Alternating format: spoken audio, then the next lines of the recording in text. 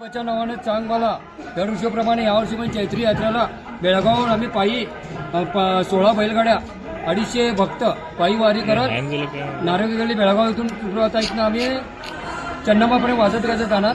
त्याच्यानंतर हेब्बाळ, निप्पाणी, कागल, कोल्हापूर वस्ती करून कामदा एकादशी दिवशी ज्योतिबाच्या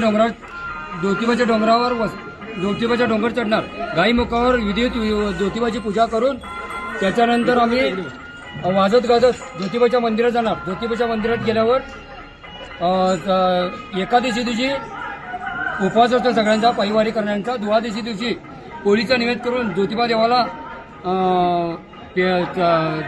देवस्थानतर्फे पोशाख करून त्याच्यानंतर 16 तारखेला दवणा पौर्णिमा करून 12 तारखेला सबेऱ्याला पालखी जाऊन त्याच्यानंतर परतीचा प्रवास चालवणार. परतीचा प्रवास पण कागल, निप्पाणी, हेब्बाळ, त्याच्यानंतर काकतीला शेवटची वस्ती करून कोल्हापूर तारखेला 17 तारखेला सकाळी बेळगाव नगरीत दाखल होणार. त्याच्यानंतर आंबिलगुगऱ्याची जत्रा करून वाजत गाजत ज्योतिबाच्या मंदिरात नारळ गल्लीमध्ये पोहोचणार.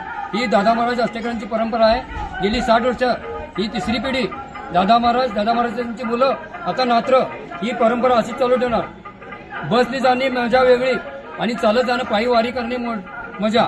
एवढंच की दुःख वाटतंय, पंढरपूरची वारी करतात त्यांना सगळ्या टीव्ही चॅनलवाले पुढाकार करून दाखवतात. इथे बेळगावला आम्ही कोल्हापूरला जाऊन पोहोचतो, कोण आम्हाला हे करत नाही. ते सगळ्यांनी करून करावे. आणि बेळगाव तरुणभारत न्यूज बुलेटिन आम्हाला कोल्हापुरातून कव्हर करते. इथं सकाळ पुढारी आम्हाला सगळ्यांनी सहकार्य केले आणि असंच सहकार्य करावे. ज्योतिबाच्या नावानं चांग मला.